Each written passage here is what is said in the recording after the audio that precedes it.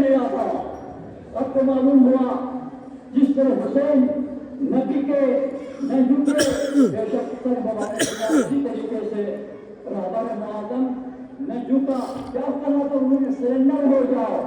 کہا کہ سرنڈر ہونے والی قوم ہم نہیں ہیں، ہم حسین کو ماننے والے ہیں، ہمارے اندر حسینی کردار ہے، ہم نے حسینی بن کر رہنا ہے، ہم جھکنے والے نہیں، ہم سرنڈر ہونے والے نہیں ہیں. موت سے تم ہمیں نہیں ڈرا سکتے ہو. فرمایا نہ میں اہم ہوں نہ ایران اہم ہے، ہمارے لیے اسلام اہم ہے. فرمایا ہم نے جو انقلاب جو لایا ہے یہ کیا ہے؟ اسلام کی بقا، اسلام کے تحفظ کے لیے لایا ہے. اس لیے دعا ہے کہ پروردگار عالم یہ ایران کے جو انقلاب اسلامی ہے اس انقلاب کو انقلاب مہدی سے متصل فرمایا ہوا ہے. والا درود کرے باواز بلند آپ کو دے.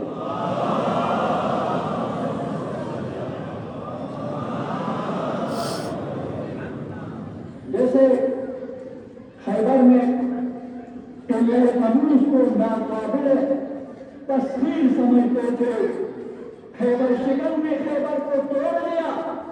اسی طریقے سے انہیں کے فرزند نے خیبر شکن بھیجا. جب انہوں نے بھیجایا تو ان کے آئرن ڈوم جو قلعہ طنوس کی جگہ میں تھے فرشتے اڑا دیے. ان کو اپنے آپ کو محفوظ سمجھتے تھے.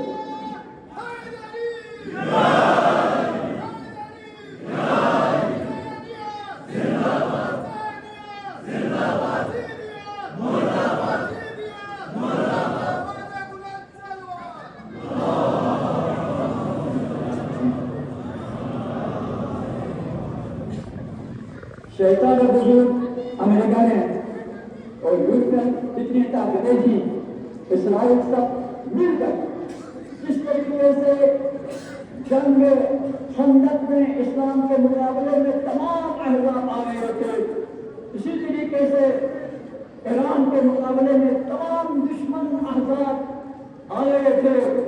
اسلامی طاقتیں مجبور تھیں اور بے بس تھی اور تماشا دیکھ رہی تھی. لیکن مجاہد اعظم نے راہ حسین پر چلتے ہوئے حسین کی زندگی سے جو سبق لیا تھا، ان کی قیادت میں جو فوج تھی مردانہ وار مقابلہ کیا اور اسرائیل اور تمام احزاب کو شکست پھاڑ دیا. بے شک شہادتیں ہو گئی، ان کا جال بچھا ہوا تھا. اندر 5000 سے زیادہ راہ کے علم اور موساد کے علم سے کام کر رہے تھے. ہوا جانی نقصان، لیکن وہ شہادتوں سے ڈرنے والے نہیں تھے. وہ شیطان اعظم اور ان کے پیروکار اپنے مقصد میں کامیاب نہیں ہو سکے. نہ رہبر اعظم کو وہ سرنڈر کر سکے، نہ حکومت کو بدلنے میں کامیاب ہو گئے، نہ ان کی جوہری توانائی کو ختم کرنے میں کامیاب ہو گئے. اور پھر فلسطینی ان کے ظلم سے بچے عورتیں چیخ رہی تھی، وہ مزہ لے رہے تھے، تماشا دیکھ رہے تھے.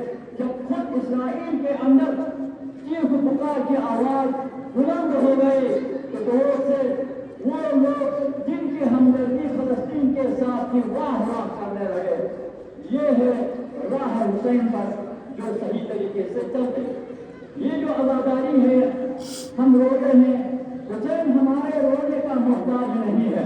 یاد رکھیں حسین وہ شہید ہے جو خود بھی زندہ ہے، رزق پاتا ہے، اور دنیا میں جو لوگ موجود ہیں ان کو حقیقی زندگی رہنے کا درس بھی دے رہا ہے. جو مطلب حسین پر چلے گا اس کو صحیح انسانی زندگی مل جائے گی. کیونکہ زندگی کے بارے میں ہے، آپ شروع کر کے عرض کرتا ہوں میں،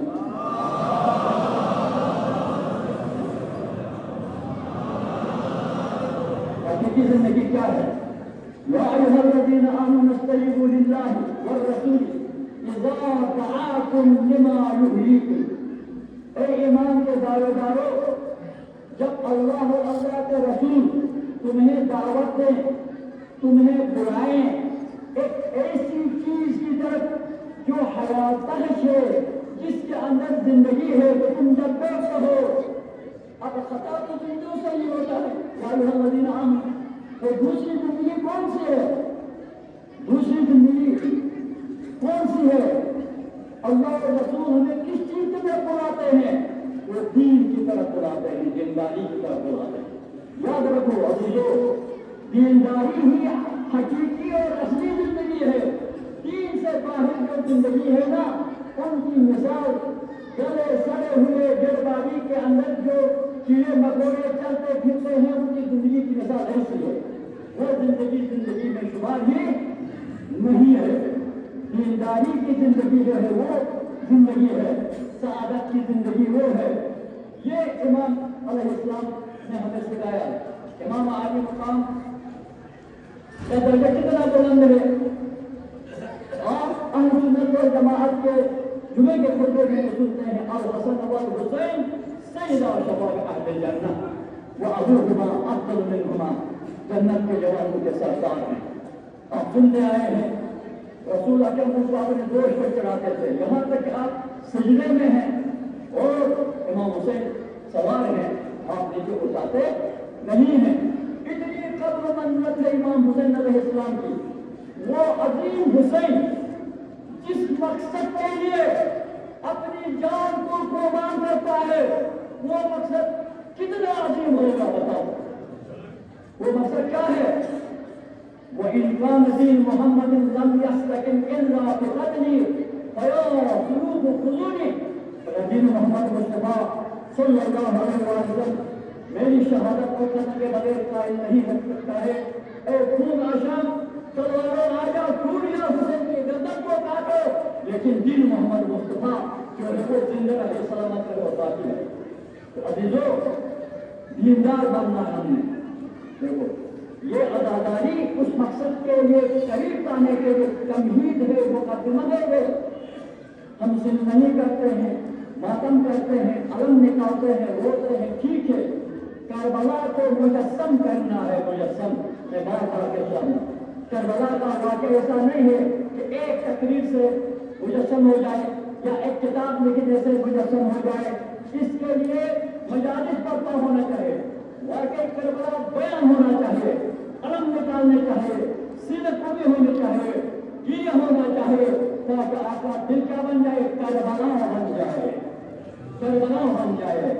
جب آپ کا دل کربلا بن جائے تو تاجدار کربلا طلب کر آ جائے گا. کربلا اپنے تاجدار کے لیے بے قرار ہے اور تاجدار کربلا زمین کربلا کے لیے بے قرار ہے. تو مجسم بنانا ہے کربلا. مجسم بنایا میں نے عرض کیا. پھر وہ آفاقی جو پیغامات ہیں، جو قولی ہیں، جو فعلی ہے، اس پر آپ کیا کریں گے؟ عمل پیرا ہو جائیں گے. صلوات اللہ محمد و آلہ محمد پڑھیں.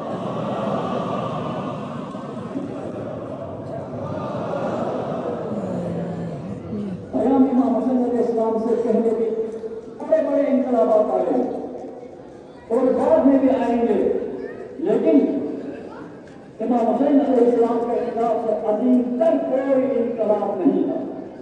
وہ انقلاب آئے اور ختم ہوئے، لیکن انقلاب کربلا اتنا ضرورت سے ہمارے فکر کو بدل دیا، ہمارے ذہن کو، شعور کو، ہر چیز میں انقلاب آ گیا.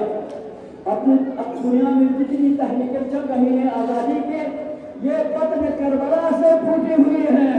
یاد رکھو، یہ تمام تحریکیں وہاں سے نکلی ہوئی ہیں. کربلا سوئے ہوئے کو بیدار کرتا ہے اور جو بیدار ہے ان کو میدان عمل میں اتارتا ہے. یہ کربلا ہے، ایک پاور ہاؤس ہے کربلا. اس پاور ہاؤس سے ہمیں شجاعت ملتی ہے، ثبات قہری ملتی ہے، عبادت ملتی ہے، اطاعت ملتی ہے. تو میں نے عرض کیا انقلابات بہت آئے. یورپ کے خونین انقلابات کہو، صلیبی جنگوں کا انقلابات کو آپ ذکر کرو، ٹھیک ہے. مغلوں کی یورش میں دیگر حملے ہیں، اندرونی بغاوتیں ہیں. تو ان سب کا مقصد حصول انقلاب تھا، جو عمل تھا، حصول سلطنت تھا. لیکن انقلاب امام حسین علیہ السلام صرف اور صرف اللہ کے لیے، وہ سلطنت کے لیے نہیں تھا. اللہ نے فرمایا مدعا سلطنت ہوگی اگر خود نہ کرتی باطنی سامان سفر.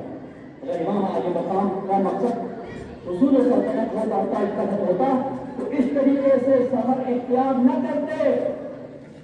خواتین ہیں, بچے ہیں, بوڑھے ہیں, چند افراد ہیں.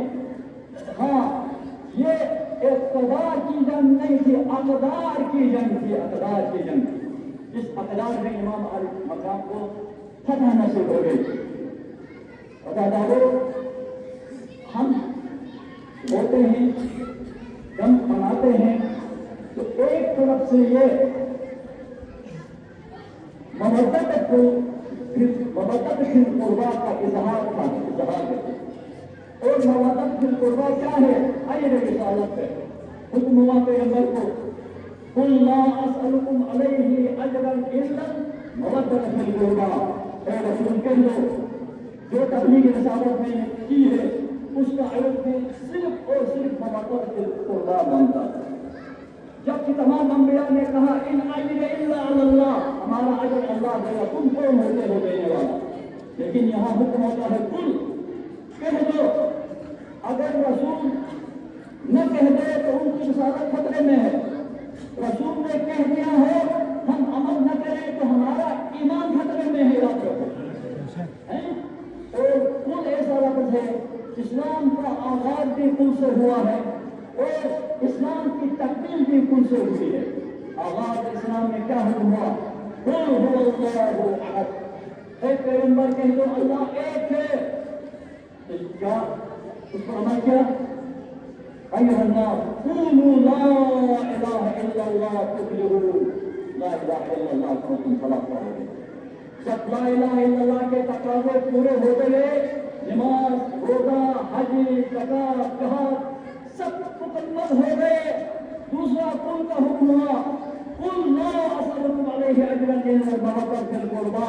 اے رسول کہہ دو, یہ جو تبلیغ رسالت کی ہے, نماز, روزہ, حج, زکات, جہاد, اس کا عوض میں تم سے کیا مانگتا ہوں؟ مودۃ فی القربا. میں نے اہل بیت سے محبت کروں. یہ محبت کے اظہار کا ایک طریقہ ہے, یہ جو ہم کر رہے ہیں. لیس منا من لم یحرم فرحنا ولم یحزن بحزننا. وہ شخص ہم میں سے نہیں ہے جو ہمارے غم کے وقت اظہار غم نہ کرتا ہو اور ہماری فرحت اور خوشی کے وقت اظہار خوشی نہیں کرتا. تو عزادارو, اجر رسالت واجب ہے, واجب. آپ نے یہ مسجد تعمیر کی ہے, جن کاریگروں نے کام کیا ہے, مزدوروں نے کام کیا ہے, یا مٹیریل آپ نے خریدی ہے, اس کی مزدوری ہم نے اگر نہیں کی ہو, شب روز ہم یہاں نماز پڑھے, جمعے پڑھے, ہمارے لیے کیا کچھ فائدہ ہوگا؟ کچھ بھی نہیں ہوگی. ان کی مزدوری دے دی. اسی طریقے سے پیغمبر نے جو تبلیغ رسالت کی ہے اس کا عوض جو ہے مودۃ فی القربا ہے. جب تک وہ مودۃ فی القربا ہم ادا نہیں کریں گے, ہماری کوئی عبادت بارگاہ ایک دین قابل قبول